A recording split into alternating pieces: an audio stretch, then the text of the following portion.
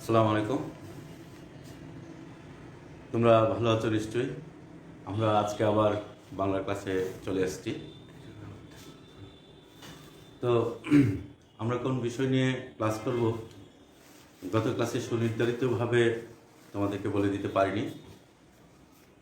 তো আমরা বলছিলাম যে পরবর্তী কবিতাটি, তো আমাদের পরবর্তী কবিতাটি হচ্ছে বাংলার মুখ আমি দেখিয়াছি। তো তোমরা নিশ্চয়ই খুব ভালোভাবে পড়াশোনা করছো এবং আমরা তোমাদেরকে বারবার বলছি যে অনলাইন ক্লাসের মাধ্যমে তোমাদেরকে যতটুকু সহযোগিতা করা যায় আমরা তোমাদেরকে সেই সহযোগিতাটুকু করে যাব। তো আজকে আমরা বাংলার মুখ আমি দেখিয়াছি এই কবিতাটি আলোচনা করার আগে গত ক্লাসে দু একটি প্রশ্নের উত্তর আমি দিয়ে নিচ্ছি। আমাদেরই এক ছাত্র বন্ধু, সে আমাকে প্রশ্ন করেছে, তোমাদের মধ্য থেকে একজন আমার কাছে জানতে চেয়েছে যে আমরা কারিগরির ছাত্র, আমরা আসলে এই বাংলা এবং সোশ্যাল সায়েন্স এই বিষয়গুলো কেন পড়ব।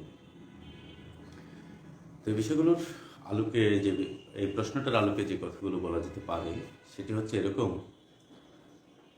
যে তোমরা ধরো আমরা তো মানুষ, এই সমাজ ব্যবস্থার মানুষ, এই সমাজ ব্যবস্থাটাকে খুব সুন্দরভাবে অবলোকন করার জন্যে, ভালোভাবে বোঝার জন্যে, এই সমাজের টোনটুকু জানার জন্যে অথবা মানুষের সেন্স অ্যাবিলিটিগুলো বিল্ড আপ করার জন্যে বাংলা পড়তে হয়, সাহিত্য পড়তে হয়, সাহিত্য জানতে হয়।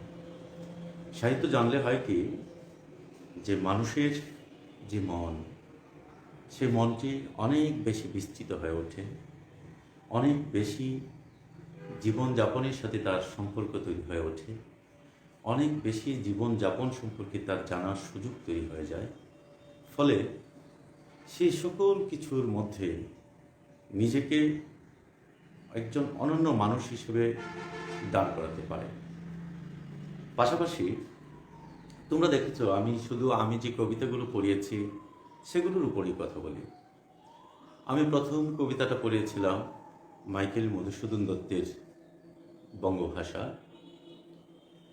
তারপরে পরের কবিতাটি পড়িয়েছি রবীন্দ্রনাথ ঠাকুরের সোনার তরী, তারপরের কবিতাটি পড়িয়েছি নির্মলেন্দু গুণের স্বাধীনতা শব্দটি কিভাবে আমাদের হলো। ধরো আমরা যদি এই তিনটি কবিতার উপরেই একটু আলোচনা করি তাহলে দেখো যে আমরা এই কবিতাগুলোর মধ্য থেকে কি পেয়েছি এবং আমরা এই কবিতাগুলোর ভেতর থেকে কতটুকু রস আস্বাদন করতে পেরেছি। আমরা যদি প্রথম কবিতাটা দেখি, সে কবিতাটি হচ্ছে বঙ্গভাষা। সে কবিতায় আমরা দেখেছি প্রথম থেকে শেষ পর্যন্ত কবি মাইকেল মধুসূদন দত্ত তার নিজের উপলব্ধির ভেতর দিয়ে আমাদের সকল মানুষকে একটি শিক্ষা দিতে চেয়েছেন।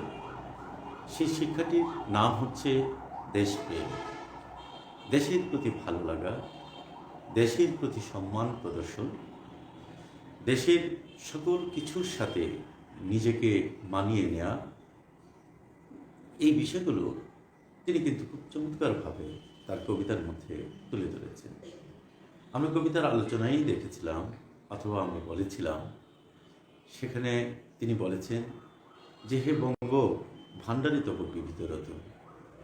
এই যে বাংলার যে বিবিধ রতন, ধন সম্পদ অবজ্ঞা করে, অবহেলা করে তিনি পরের ধনের লোভে মত্ত হয়ে তিনি বাংলা ছেড়ে চলে গিয়েছিলেন। তারপরে আবার তিনি বাংলায় ফিরে এসেছেন। এই যে বাংলাদেশের প্রতি, বাংলা ভাষার প্রতি তার যে প্রেম, যে ভালোবাসা, সেটি প্রকাশিত হয়েছে। দেশের প্রতি তার শ্রদ্ধা ভক্তি বেড়ে গিয়েছিল। কেন বেড়ে গিয়েছিল? এই জন্যই যে তিনি যখন দেখেছেন বিদেশ বিভুঁই গিয়ে তার যতটুকু সম্মান, সুযোগ, সুবিধা পাওয়ার কথা ছিল সেটা তিনি পাননি।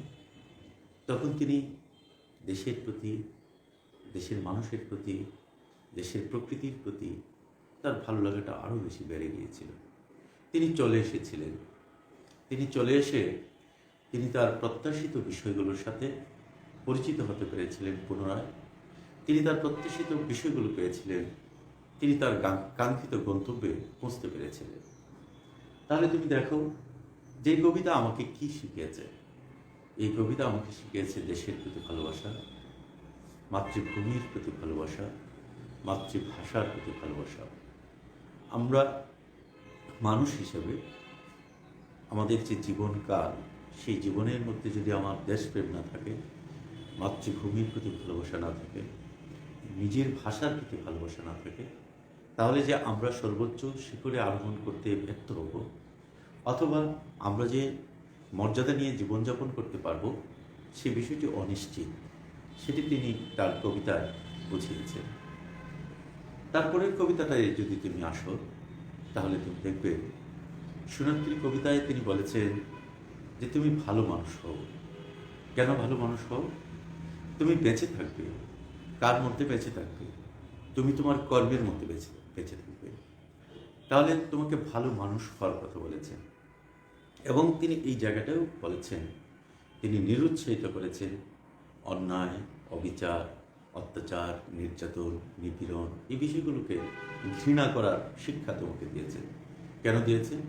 দিয়েছেন এই জন্যেই, তিনি বলেছেন যে ক্ষণিকের এই পৃথিবীতে আমরা এসেছি, আমাদের চলে যেতে হবে।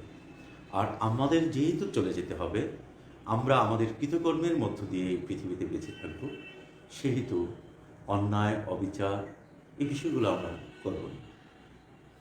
আমরা সোনার ধান ফলাবো, যে সোনার ধানে সেই তরিটি ভরে যাবে, আমার সেই তরিতে ওঠার ঠাঁই থাকবে না।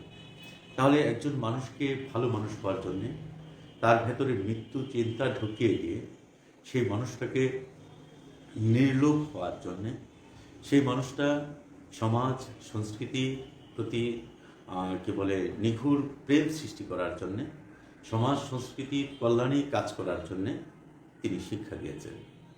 তাহলে আমরা দেখলাম যে রবীন্দ্রনাথ ঠাকুর তার সোনারতরী কবিতায় বলতে চেয়েছেন, তুমি যে পৃথিবীতে এসেছো, সেই পৃথিবীটা আসলে খুব ক্ষণিকের। তুমি অনন্তকাল যদি বেঁচে থাকতে চাও, তাহলে তুমি ভালো কর্ম করে যাও। এই ভালো কর্মের দিকে তিনি ধাবিত করেছেন। তাহলে তুমি দেখো যে আমরা প্রথম কবিতায় কি পেয়েছিলাম? প্রথম কবিতায় পেয়েছিলাম দেশের প্রতি ভালোবাসা। পরের কবিতায় আমরা কি পেয়েছি? পরের কবিতায় আমরা পেয়েছি যে তুমি বাঁচবে না, যে কোনো সময় তুমি মরে যেতে পারো, তুমি তোমার কর্মের মাঝে বেঁচে থাকবে, সুতরাং তুমি ভালো কর্ম করে যাও। তারপরে যে কবিতাটি আমরা পেয়েছি, সেই কবিতাটিতে আমরা পড়েছি যে স্বাধীনতা শব্দটি কি করে আমাদের হলো। তো এইখানেও প্রচণ্ড রকমভাবে দেশপ্রেম প্রকাশিত হয়েছে। সেখানেও আমরা দেখেছি যে কপালে কবছিতে লাল শালু কাপড় বেঁধে কারখানা থেকে লোহার শ্রমিকরা মাঠে চলে এসেছিল একজন কবির কবিতা শোনার জন্য। সেখানে সকল শ্রেণী পেশার মানুষ তারা ছুটে এসেছিল।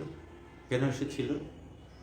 তার দেশ, তার ভালো লাগা, তার ঠিকানা, তার অস্তিত্ব রক্ষা হবে কিনা, অথবা তার অস্তিত্ব ঠিক থাকবে কিনা, এই বিষয়টি শোনার জন্যে, অথবা সেই তার অস্তিত্বের যে লড়াই শুরু হয়েছে, সেই লড়াইটা কোন দিকে যাবে সেটা শোনার জন্যে এদেশের আপামর মানুষ ছুটে এসেছিল। তাহলে পরাধীনতার শৃঙ্খলে কেউ বেঁধে থাকতে চায় না, বন্দী থাকতে চায় না। পরাধীনতার শৃঙ্খল ভেঙে সে আপন গতিতে আপন মহিমায় উচ্চারিত করতে চায় একটি নাম, সেটি হচ্ছে স্বাধীনতা। আর সেই স্বাধীনতাকামী মানুষেরা সেদিন সেই রাজনীতির কবি জাতির জনক বঙ্গবন্ধু শেখ মুজিবুর রহমানের দিক নির্দেশনা অথবা বক্তব্যটি শোনার জন্যে অধীর আগ্রহে জনসমুদ্র তৈরি করেছিল সেই সোহরাওয়ার্দী উদ্যানের মধ্যে। তাহলে আমরা কি দেখলাম? সেই তার প্রত্যাশিত স্বাধীনতা, যে স্বাধীনতা প্রত্যেকটি মানুষের কাম্য, সেই স্বাধীনতা প্রত্যাশায় সেদিন সেই মানুষরা বসেছিল। দেশ মাতৃকার ভালোবাসায় সেদিন সেই মানুষরা সেখানে বসেছিল। তো তুমি দেখো যে আমাদের এই তিনটি কবিতার মধ্যেই দেশপ্রেম আছে, ভালো মানুষ হওয়ার কৌশল আছে, সেখানে একে বলে মাতৃভূমির প্রতি ভালোবাসার কথা বলা আছে। তো মজার ব্যাপার হচ্ছে, তোমরা নিশ্চয়ই জানো, তোমরা এখানে পড়তে আসছো, অথবা পলিটেকনিক ইনস্টিটিউটে ভর্তি হয়েছ মানুষের মতো মানুষ হওয়ার জন্য। একজন ইউনিভার্সিটিতে ভর্তি হয়, সেও কিন্তু মানুষের মতো মানুষ হতে চায়। একজন কলেজে ভর্তি হয়, সেও কিন্তু মানুষের মতো মানুষ হতে চায়। তুমি যদি একটি শিশু বাচ্চাকে জিজ্ঞেস করো যে তুমি পড়াশোনা করো কেন, তাহলে দেখবে যে সে তোমাকে বলছে যে আমি মানুষের মতো মানুষ হতে চাই, এই জন্য পড়াশোনা করছি। একজন মাকে যদি জিজ্ঞেস করো যে আপনার বাচ্চাকে কেন পড়াচ্ছেন, তখন সেই মা তোমাকে নির্দ্বিধায় বলে দেবে যে আমার সন্তান যেন মানুষের মতো মানুষ হয়। একজন ইউনিভার্সিটি শিক্ষক, তাকে যদি তুমি জিজ্ঞেস করো যে ভাই আপনি দেশ বিদেশ ঘুরে বেড়াচ্ছেন, পিএইচডি করার জন্য চেষ্টা করছেন, আপনি এই বউ বাচ্চা পৃথিবী বাংলাদেশে রেখে আপনি কেন আমেরিকায় যাচ্ছেন পিএইচডি করার জন্য, তখন দেখবে যে এর আড়ালে যে কথাটি আসবে সেটি হচ্ছে তিনি মানুষের মতো মানুষ হতে চান। তাহলে এরকম একটি সত্য কথাকে আমরা প্রত্যেকটি মানুষ বুকে ধারণ করে জীবনযাপন করি। সেই কোন সত্য কথা? সেটি হচ্ছে এই শিশু বাচ্চাটি জানে সে মানুষ নয়, সে পড়াশোনা করে কি হতে চায়? মানুষের মতো একজন মানুষ হতে চায়। একজন মা, তিনি তার সন্তানকে স্নেহ ভালোবাসা দিয়ে লালন পালন করছেন, সেই মাও কিন্তু জানেন যে তার সন্তানটি আসলে মানুষ নয়, তাকে মানুষের মতো মানুষ হতে হবে। একজন ইউনিভার্সিটি শিক্ষক, তিনিও মন প্রাণ দিয়ে পড়াশোনা করছেন, পিএইচডি করছেন, রাত দিন গবেষণা করছেন। কেন করছেন? তিনি মানুষের মতো মানুষ হতে চান। যার জন্যে আমরা দেখি যে এই মানুষের মতো মানুষ হওয়ার যে চেষ্টা, সেই চেষ্টাটি হচ্ছে পড়াশোনা। আর সেই পড়াশোনার ভেতর দিয়ে একজন মানুষ মানুষের মতো মানুষ হতে পারে। তাহলে আমরা যদি ওইভাবে বিবেচনা করি, তাহলে আমরা দেখব যে মানুষের মতো মানুষ আসলে আমরা কোন মানুষটার মতো হতে চাই। পড়াশোনা করলে বেসিক্যালি দুটো বিষয় তোমরা জানো যে মানুষের মধ্যে দুটি বৃত্তি থাকে। একমাত্র প্রাণী যে হচ্ছে মানুষ, তার ভেতরে দুটি বৃত্তি থাকে। একটি বৃত্তি হচ্ছে মনুষ্য বৃত্তি, আর একটি বৃত্তি হচ্ছে পশু বৃত্তি। পশু চিরকাল পশু, সে সব সময়ের পশু। সে জন্মগ্রহণ করে পশু হিসেবে এবং সে মৃত্যুবরণ করে পশু হিসেবে। কিন্তু একজন মানুষ, সে একজন মানুষ হিসেবে জন্মগ্রহণ করে, কিন্তু তার ভেতরে যদি পশু বৃত্তিটা ব্যাপক পরিমাণে জাগ্রত থাকে, তাহলে একটা সময় দেখা যায় সে পশু নাম নিয়ে মৃত্যুবরণ করে, অথবা সে তার মৃত্যুতে এই সমাজের মানুষ অনেক বেশি আনন্দিত হয়, উল্লসিত হয়, মিষ্টি বিতরণ করে। আবার তুমি দেখবে যে কোনো মানুষ মৃত্যুবরণ করলে পাড়া প্রতিবেশী দেশের সকল মানুষ কান্নায় অস্থির হয়ে যায়। কেন হয়ে যায়? যে এই মানুষটার মৃত্যুতে আমাদের অনেক বেশি ক্ষতি হয়ে গেছে, অথবা আমরা অনেক মূল্যবান এক সম্পদকে হারিয়েছি, যার দিক নির্দেশনায় আমরা আমাদের জীবনযাপন পরিচালনা করেছি, অথবা যার পরামর্শে আমরা সুন্দর জীবন পেয়েছি, সেই মানুষটির মৃত্যুতে আমাদের সমাজ অথবা আমরা অনেক বেশি ক্ষতিগ্রস্ত হয়েছি। এরকম বিষয়টি আমাদের সমাজে বহল হয়ে থাকে। যার জন্যে বলা হয় যে তরুলতা সহজেই তরুলতা, পশু পাখি সহজেই পশু পাখি, মানুষ কষ্টে সৃষ্টে প্রাণপণ সাধনায় সে মানুষ হয়। আর এই সাধনাটির নাম হচ্ছে পড়াশোনা। মানুষ পড়াশোনা করে, সাধনা করে, সে প্রকৃত মানুষে পরিণত হতে পারে। ধরো আমরা যদি এই বিষয়টাকে খুব সহজভাবে একটা উদাহরণের দিকে যাই, তাহলে তুমি দেখবে যে এই একটি ষাঁড় গরু, তাকে বাঁধার জন্যে তুমি দেখবে যে অনেক মোটা রশি দিয়ে, 2-3টি রশি দিয়ে সেই ষাঁড় গরুটাকে কী করতে হয়? বেঁধে রাখতে হয়। তোমার ভেতরে যে পশুটি আছে, সেই পশুটাও ঠিক তেমনিভাবে এরকম একটা মানে কি বলে, খুব উগ্র শুগ্র একটা পশু তোমার ভিতরে সব সময় বসবাস করে।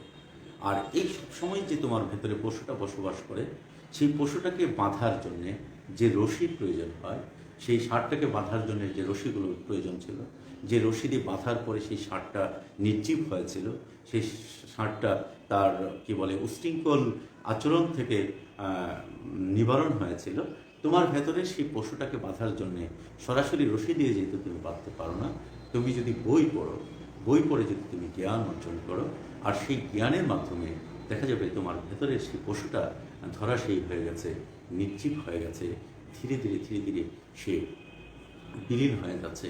আর তোমার ভেতরকার পশুটা যখন ধীরে ধীরে বিলীন হয়ে যায়, তখন তোমার ভেতরের আরেকটা বৃত্তি আছে, একটু আগে বলেছিলাম। বলো তো সেই বৃত্তিটি কি? সেই বৃত্তিটি হচ্ছে মনুষ্য বৃত্তি। যখন তোমার পশু বৃত্তিটা ধীরে ধীরে ধীরে ধীরে তোমার ভেতর থেকে নির্জীব হতে থাকে, আস্তে আস্তে পশু বৃত্তিটা মানে মনুষ্য বৃত্তিটা তোমার ভেতরে জাগ্রত হতে থাকে।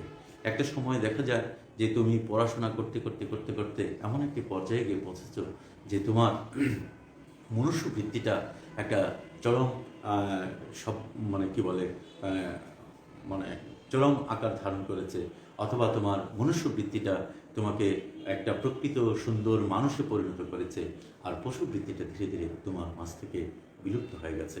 যার জন্য তুমি দেখবে যে মানুষ যত বেশি শিক্ষিত, সেই মানুষ তত বেশি শালীন। যে মানুষ যত বেশি পড়াশোনা করে, সেই মানুষ তত বেশি ভদ্র।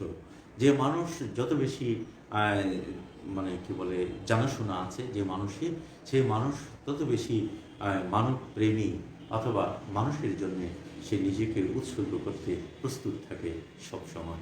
এজন্যে তুমি দেখবে যে একজন ইউনিভার্সিটির শিক্ষক অথবা একজন ইউনিভার্সিটির ভিসি, তাকে দেখলে তোমার মনেই হবে না যে এই মানুষটা ইউনিভার্সিটির ভিসি। তার মানে হচ্ছে কেন?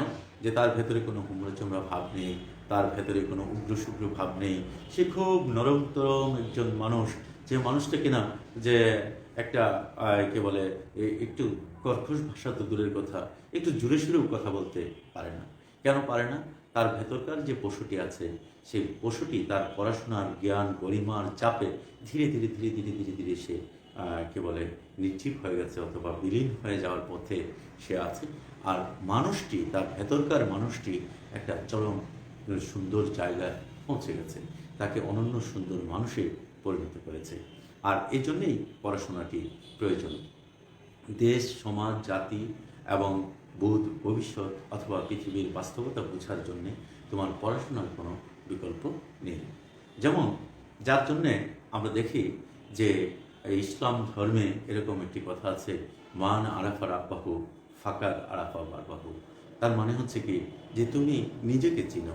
একজন মানুষ যখন নিজেকে চিনতে পারে, আর সেই নিজেকে চিনতে পারার মধ্য দিয়ে সে যখন সমাজকে উপলব্ধি করে, তখন দেখা যায় সেই মানুষটা একজন প্রকৃত মানুষে পরিণত হতে পারে। ইংলিশে যদি তুমি সেই বিষয়টিকে দেখো, তাহলে সেখানে বলা আছে নো দাই সেলফ। তার মানে হচ্ছে কি, তুমি নিজেকে জানো। তুমি যদি সংস্কৃতে বিষয়টিকে উপলব্ধি করার চেষ্টা করো, তাহলে তুমি দেখবে যে সেখানে বলা হয়েছে আত্মনং বৃদ্ধি। সেখানে বলা হয়েছে আত্মনং বৃদ্ধি। অথবা তুমি যদি বাংলায় সেই বিষয়টিকে উপলব্ধি করার চেষ্টা করো, তাহলে বলা হয়েছে তুমি নিজেকে চেনো। যে নিজেকে চিনতে পারে, সে সমাজ বাস্তবতাকে অন্তর দিয়ে উপলব্ধি করতে পারে। আর এই নিজেকে চেনার একমাত্র চমৎকার রাস্তাটি হচ্ছে পড়াশোনা। সেজন্যই আমি বলেছি, যে যত বেশি পড়েছে, যে যত বেশি জেনেছে, যে যত বেশি শিক্ষা অর্জন করতে পেরেছে, সে তত বেশি মার্জিত হতে পেরেছে, সে তত বেশি সুন্দর মানুষ হতে পেরেছে, সে তত বেশি সমাজের কল্যাণে নিজেকে বিলিয়ে দেওয়ার মানসিকতা পোষণ করতে পারে। যেমন আমরা এই তথ্যগুলোকে অথবা এই বিষয়গুলোকে সামনে রেখে, যে আমাদের একজন লেখক যে অথবা বাউল সম্রাট তোমরা জানো যে লালন, তিনি বলেছেন যে খাঁচার ভেতর অচিন পাখি কেমনে আসে যায়। যে খাঁচার ভেতর একটা অচিন পাখি থাকে, সেই অচিন পাখিটা কেমনে আসে যায় সেটা আমি বুঝতে পারি না, অথবা জানতে পারি না, অথবা সেই পাখিটাকে আমি কখনো দেখিনি। এই পাখিটাকে দেখার জন্যে অথবা সেই পাখিটাকে খোঁজার জন্যে লালন সব সময় অস্থির থাকতেন। এই অচিন পাখিটা আর প্রকৃত মানুষ। তাহলে এই অচিন পাখিটাই হচ্ছে যে আমার দেহের ভেতরে আরেকটি মানুষ থাকে অথবা একটি পাখি থাকে, আমি সেই পাখিটাকে দেখতে পাই না। সেই পাখিটাকে খোঁজার বিষয়টাই হচ্ছে যে নিজেকে চেনা। সেখানে এই তথ্যটাকে উপলক্ষ করে আমাদের রবীন্দ্রনাথ ঠাকুর তিনিও বলেছেন যে আমার হিয়ার মাঝে লুকিয়েছিলে, দেখতে আমি পাইনি তোমায়। যে আমার হিয়ার ভেতরেই তুমি লুকিয়েছিলে, আমি দেখতে পাইনি। তাহলে এই যে আমার হিয়ার ভেতরে লুকিয়ে থাকা আরেকটি মানুষ, সেই মানুষটি হচ্ছে প্রকৃত মানুষ।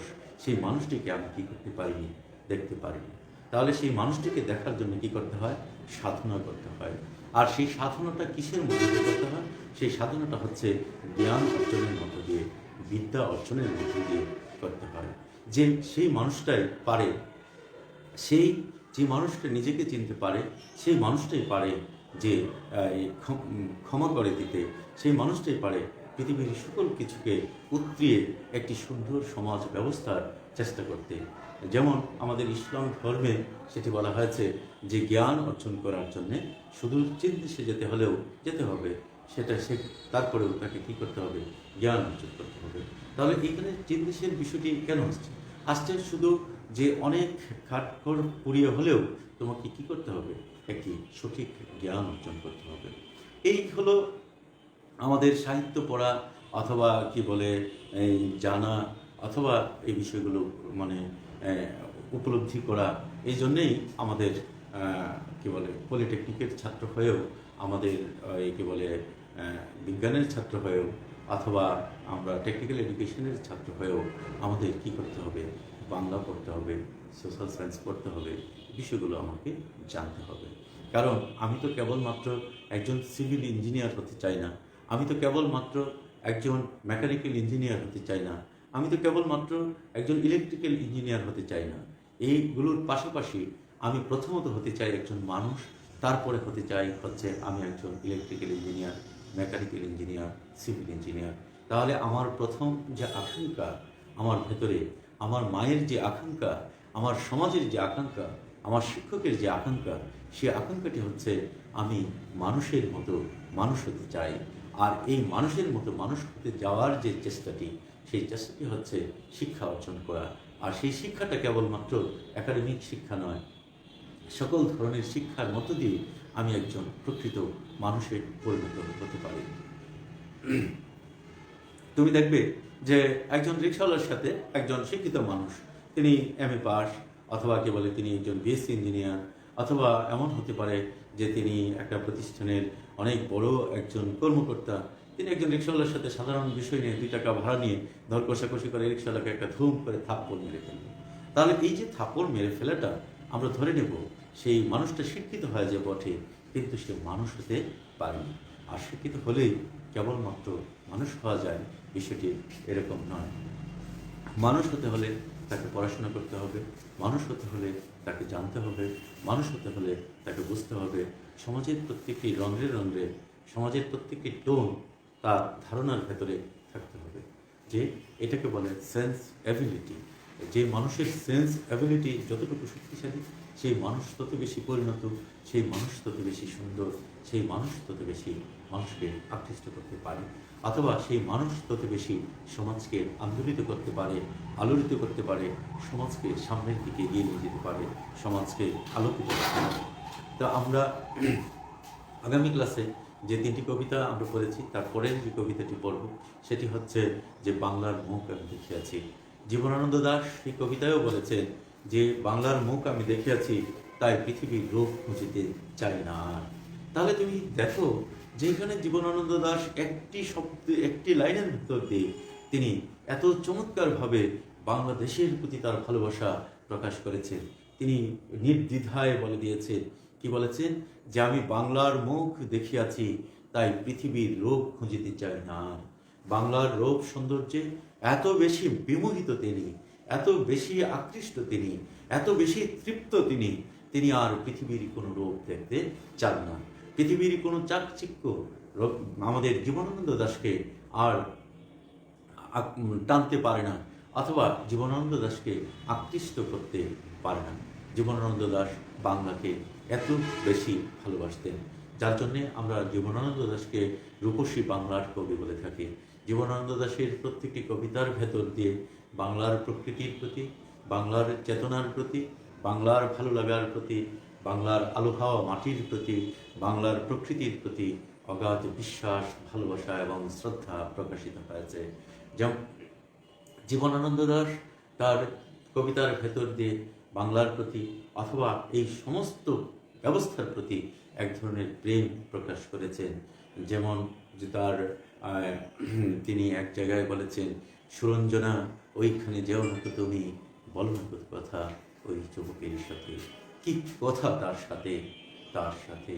তাহলে এই সুরঞ্জনাটি আসলে কে, অথবা এই সুরঞ্জনাকে কেন তিনি ওই যুবকের সাথে কথা বলতে বাধার সৃষ্টি করছেন? এখানেও যদি আমরা খুঁজে দেখি, তাহলে আমরা দেখব যে প্রকৃতির প্রতি তার ভালোবাসা, প্রকৃতির প্রতি প্রেম এখানে সুরঞ্জনাকে এই কথার দিকে উদ্বুদ্ধ করছে। আমরা যদি জীবনানন্দ দাশের বিখ্যাত যে কবিতা বনলতা সেন, সেই কবিতাটার দিকে তাকাই, তাহলে দেখবো সেই কবিতার মধ্যেও তিনি বলেছেন যে 1000 বছর ধরে আমি পথ হাঁটিতেছি পৃথিবীর পথে। তাহলে পৃথিবীর পথে তিনি 1000 বছর ধরে পথ হাঁটিতেছেন। সেই পথ হেঁটে এখন তিনি একেবারে ক্লান্ত হয়ে গেছেন। তাকে দুদণ্ড শান্তি দিয়েছিল আমাদের নাটোরের বনলতা সেন। তাহলে এই নাটোরের বনলতা সেন মানে হচ্ছে তার বাংলার প্রকৃতির কথা তিনি বলেছেন, এই বাংলার নারীর কথা তিনি বলেছেন, বাংলার মানুষের কথা তিনি বলেছেন। তিনি 1000 বছর ধরে পৃথিবীর পথে পথে ঘুরেছেন, কিন্তু কোথাও তিনি শান্তি খুঁজে পাননি। যে শান্তিটুকু পেয়েছিলেন, তাকে নাটোরের বনলতা সেন তাকে দুদণ্ড শান্তি দিয়েছিলেন। এই নাটোরের বনলতা সেনই হচ্ছে কবির মানুষপট, অথবা কবির মানসিক, অথবা কবির নিগূঢ় তত্ত্ব, অথবা কবির আত্মচিন্তা। যেমন আমরা পেয়েছিলাম কি বলে বঙ্গভাষা কবিতায় এরকম কবি বলেছিলেন, বঙ্গভাষার কবিতায় বলেছিলেন তাকে কুললক্ষ্মী এসে বলে দিয়েছে, ওরে বাচ্চা মাতৃকোষে রতনের রাজি। যে কুললক্ষ্মী আমাদের মাইকেল মধুসূদন দত্তকে বলেছিল, সেই কুললক্ষ্মীটাই আমরা জীবনানন্দের কাছে এসে দেখি বনলতা সেন রূপ নিয়ে তার সামনে এসে হাজির হয়েছে, যে বনলতা সেন তাকে দুদণ্ড শান্তি দিয়েছিল। আমরা এই কবিতার মধ্যে এই কি বলে বাংলার মুখ আমি দেখিয়াছি, এই কবিতার মধ্যে আমরা দেখি যে জীবনানন্দ দাশ খুব চমৎকারভাবে বাংলার প্রকৃতির বর্ণনা দিয়েছেন। যে তিনি ভোরবেলায় ঘুম থেকে উঠেই দেখেন যে জানালার পাশে ফুলের দুয়েল বড় পাতাটির নিচে বসে শীষ দিচ্ছে। এই যে চমৎকার একটি সকালের বর্ণনা, সেই বর্ণনা কবি আমাদেরকে অনেকভাবে আকৃষ্ট করেছেন, অথবা কবি তার জীবনবোধকে আরও বেশি সমৃদ্ধ করেছেন এই বর্ণনার মধ্য দিয়ে। কবি যেভাবে উপলব্ধি করতেন, যেভাবে উপভোগ করতেন প্রত্যেকটা মুহূর্তকে, সেই উপভোগের যে চিত্র, সেই চিত্র এই কবিতার মধ্যে সুন্দরভাবে এসেছে আমার বাংলার যে মহিষী নারী, যে হচ্ছে বেহুলা, লক্ষ্মীন্দরকে সুস্থ করার জন্যে তার জীবনের সিংহভাগ সময় উৎসর্গ করেছে, স্বামীর প্রতি ভালোবাসা প্রদর্শন করেছে, শ্রদ্ধা প্রদর্শন করেছে, স্বামীকে সুস্থ করার জন্যে তার যে বেকুলতা, এই বেকুলতার বিষয়গুলো চিরায়ত বাংলার একটি রোগ, সেই রোগটি জীবনানন্দ দাশ তার এই কবিতার মধ্যে নিয়ে এসেছেন। তো আমি বলবো যে তোমরা নিশ্চয়ই বুঝতে পেরেছো যে যে প্রশ্নটা আমাকে করেছিলেন যে আমরা টেকনিক্যাল এডুকেশনের ছাত্র হয়ে আমরা কেন বাংলা পড়ব। আমরা টেকনিক্যাল এডুকেশনের ছাত্র যাই হই না কেন, আমাদের বাংলা পড়তে হবে, সাহিত্য পড়তে হবে, ইতিহাস পড়তে হবে, সমাজ পড়তে হবে, রাজনীতি পড়তে হবে। এই সকল কিছু পড়েই আমি একজন সমৃদ্ধ মানুষ হতে পারবো। কেবলমাত্র আমি সিভিল পড়ে সিভিল ইঞ্জিনিয়ার হতে পারবো, কিন্তু ইঞ্জিনিয়ারের পাশাপাশি যে মানুষ হওয়ার বিষয়টি রয়েছে, যে আমি প্রথমত মানুষ হতে চাই, তারপরে ইঞ্জিনিয়ার হতে চাই, এই বিষয়টি ব্যত্যয় ঘটে যেতে পারে যতক্ষণ পর্যন্ত না আমরা সাহিত্য চর্চা করি, অথবা যতক্ষণ পর্যন্ত না আমরা আমাদের সেন্স অ্যাবিলিটিটুকু, অথবা আমাদের মনকে শিক্ষিত করতে পারি, যতক্ষণ পর্যন্ত না আমরা আমাদের মনকে বিস্তৃত করতে না পারি।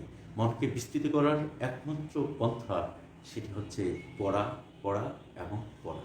পড়ার মধ্য দিয়ে তুমি নিজেকে সমৃদ্ধ করতে পারো, তুমি নিজেকে শক্তিশালী করতে পারো। তো ঠিক আছে, আজকের মতো এখানেই শেষ করে দেব। আমি আবারও বলবো যে তোমরা আগামী ক্লাসে আমাদের জীবনানন্দ দাশের সেই কবিতা, যে বাংলার মুখ আমি দেখে আছি, কবিতাটি খুব সুন্দর করে পড়ে রাখবে। আমরা আগামী মঙ্গলবার ঠিক 2টায় আমরা আবার এই ক্লাসে একত্রিত হব, এবং আমরা সেই কবিতাটি কবির আলোচনা সহ আমরা সেই কবিতাটি খুব সুন্দরভাবে আলোচনা করার চেষ্টা করব। উপলব্ধি করার চেষ্টা করব যে সেই কবিতার ভেতর দিয়ে কবি কীভাবে আমাদের বাংলাদেশকে, বাংলার প্রকৃতিকে, বাংলার পথঘাটকে, বাংলার মানুষকে ভালোবেসেছেন। তো তোমরা স্বাস্থ্যবিধি মেনে চলো, আমরাও আমাদের চেষ্টা অব্যাহত রাখবো, চালিয়ে যাব। তোমরা ভালো থেকো, সুস্থ থেকো, সুন্দর থেকো। ধন্যবাদ সকলকে।